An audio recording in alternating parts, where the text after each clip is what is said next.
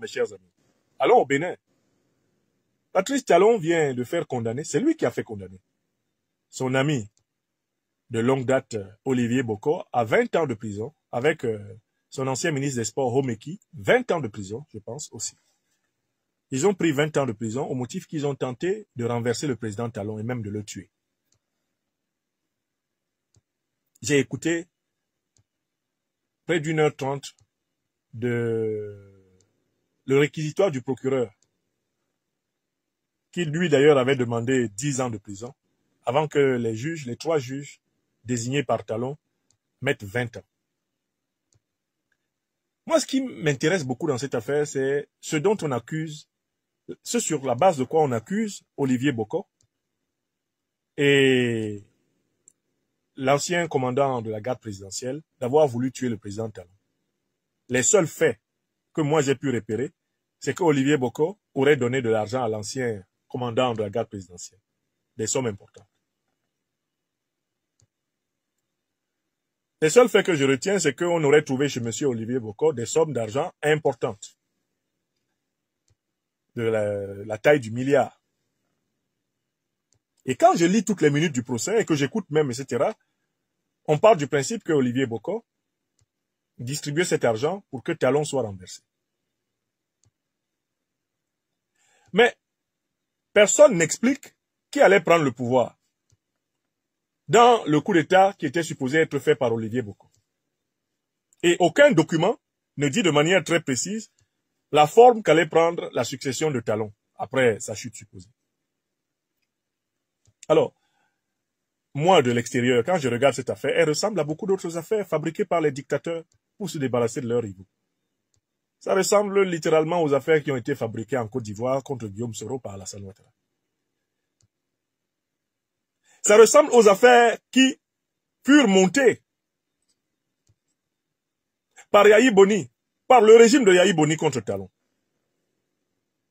Talon là, a été accusé de vouloir assassiner le président Yahi Boni. Il a été accusé de distribuer de l'argent à des gens au Bénin pour faire tomber le président Yahi Boni. Il a été accusé même d'avoir voulu faire empoisonner le président Yahi Boni. Je n'ai pas oublié cela. En fait, ce sur quoi Talon se base pour emprisonner ses amis, c'est exactement les mêmes motifs pour lesquels lui, il lui a été accordé de revenir au Bénin faire de la politique par le président Yahi Boni. Après l'avoir accusé de la même chose, le régime Yahi Boni a laissé Talon. Et ça me pose un vrai problème. Comment quelqu'un qui a bénéficié de la clémence d'un régime qu'il accusait d'actes de sédition, encore plus précis que ceux qu'il reproche à Bokor ou à Homeki, comment quelqu'un comme ça, lui, il n'est pas capable de faire preuve de magnanimité, d'autant plus qu'il bénéficie de la toute-puissance de l'État. Alors, personnellement, ma conviction est faite. Olivier Bokor et Homeki envisageaient en effet une conquête de la présidence de la République après Talon. Mais je n'ai aucun moyen de penser qu'ils voulaient tuer Talon ou qu'ils voulaient imposer un régime militaire. Aucun moyen. Les régimes, là, les bourgeoisies compradores africaines brassent beaucoup d'argent. Qu'il ait donné 10 millions, 20 millions, 30 millions ou quoi que ce soit à un militaire, c'est quelque chose de banal dans ces régimes. Talon lui-même le fait.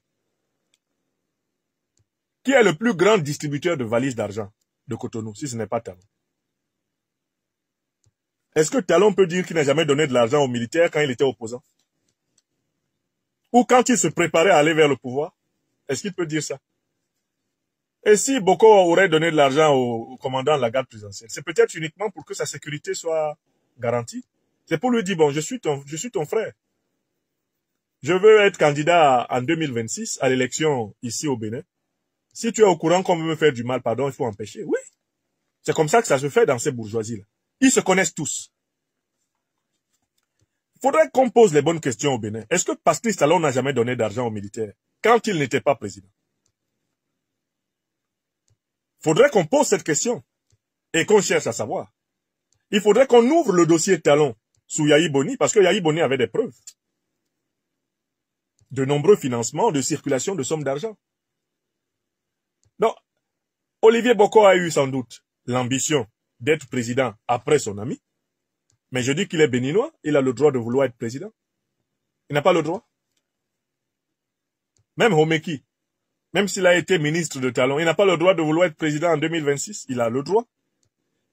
Quand quelqu'un veut être président dans un pays, il n'a pas le droit de commencer à préparer sa campagne et à réunir de l'argent. Il a le droit. Talon n'a-t-il pas d'argent cash chez lui? Il en a. Les bourgeoisies africaines sont des banques ambulantes. C'est connu ou pas? Dans mon pays natal, le Cameroun, on dit qu'il y a il se sait, on ne dit même pas, on sait qu'il y a des particuliers qui possèdent plus d'argent que des banques. En cash. Il y a des particuliers qui peuvent payer en yuan, ils peuvent payer en dollars, ils peuvent payer en euros. Mais c'est vrai au Cameroun, c'est vrai au Nigeria, c'est vrai en Côte d'Ivoire. Dans ces républiques bananières-là, les particuliers possèdent des sommes de cash absolument incroyables. Patrice Talon qui est là, il peut avouer les quantités de cash qu'il possède. Qu'est-ce qu'il ne possède pas en cash? C'est juste incroyable quand même que ce type-là essaye d'enseigner la morale à ses amis qui savent qui il est. Si Olivier Boko peut avoir 3 ou 4 milliards dans ses comptes bancaires ou bien 1 milliard en CFA à la maison, combien de Talon a alors? Parce que Olivier Boko là, c'est l'ami de Talon. Les habitudes que vous voyez Olivier Boko avoir, c'est les habitudes qu'il a avec son ami Talon.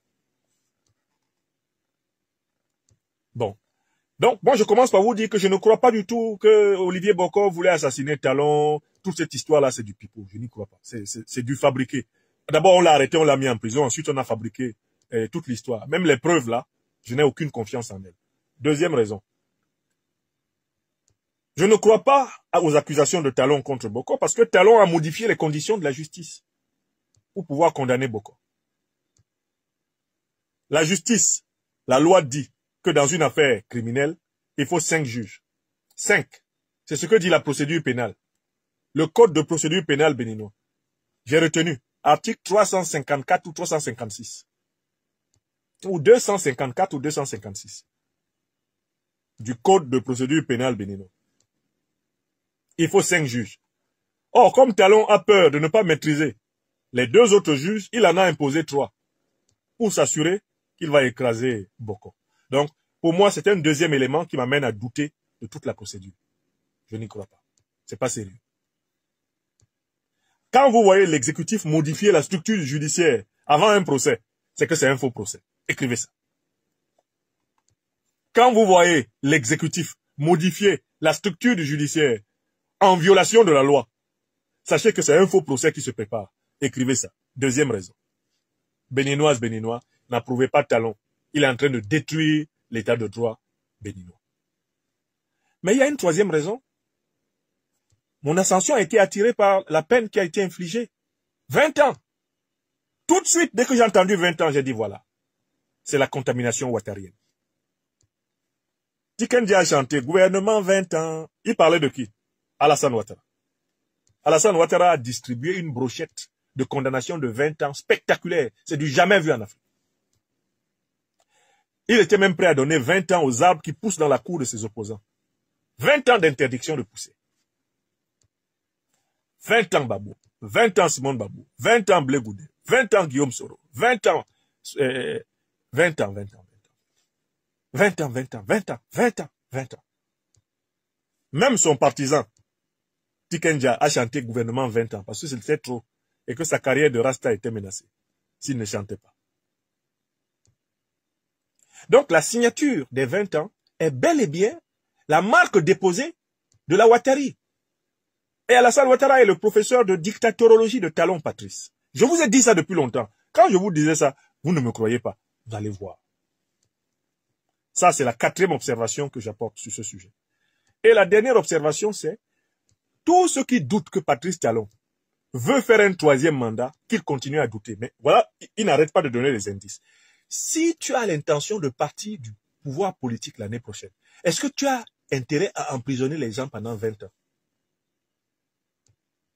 Si tu sais que celui qui va être le futur président du Bénin ne sera pas sous ton contrôle, est-ce que tu as intérêt à emprisonner les gens pendant 20 ans? Puisque le président qui viendra peut ne pas avoir la même opinion que toi sur les prisonniers politiques et les libérer. Et si toi tu vis dans le pays et qu'on libère tes prisonniers politiques, Ils vont chercher à se venger de toi. Donc en fait, tu ne peux donner 20 ans de prison à tes opposants que quand tu sais que tu seras là pour t'assurer qu'ils sont en prison. Je recommence. Pour que les Béninois me comprennent ma logique dans cette affaire. La quantité d'années de prison que Talon donne indique sa volonté de longévité au pouvoir. Talon se sent tenir le Bénin pour les 20 prochaines années. Les 20 ans qu'il a donnés à Olivier Bocco correspondent en réalité aux 20 années supplémentaires qu'il veut faire à la tête de l'État. C'est un homme de 60 ans et plus maintenant, Talon, n'est-ce pas? Les Ouattara sont à 80 ans, les Biya sont à 90 ans, ils sont toujours présidents. Talon se voit arriver là-bas. Donc il se donne 20 ans. Les 20 ans de prison qu'il donne à ses opposants sont en réalité 20 années qu'il veut faire à la tête de l'État béninois. Parce que tu ne peux pas donner 20 ans de prison comme ça aux gens, en sachant que tu ne seras pas là pour veiller à ce qu'ils restent en prison. Vous avez entendu? Talon s'est trahi. On l'a attrapé dans un courbon. Les 20 ans de prison qu'il donne ne sont rien d'autre que l'affirmation de sa volonté de se pérenniser, de s'éterniser au pouvoir. Voilà. C'est ce que je voulais que tout le monde comprenne. Quand quelqu'un veut partir du pouvoir en 2026, il ne donne pas 20 ans aux gens en 2025. Non, il ne donne pas ça. Il cherche la paix. Il cherche la réconciliation. Il cherche l'entente. Il cherche à laisser une image d'un dirigeant bon. Parce que après, quand il sera ancien président, on ne va pas le gifler dans la rue. Quand il sera ancien président, on ne va pas venir le tracasser. Il pourra s'occuper de la dernière partie de sa vie sans être embêté. Mais quelqu'un qui fait ça, c'est quelqu'un qui veut rester au pouvoir. Tilana, écrivez ça. Et on arrive à la fin de cette émission par la dernière chose que je voulais faire. Veuillez tout simplement vous abonner et activer la cloche de notification pour ne rien rater. Retrouvez KDV Africa sur YouTube, Facebook, TikTok.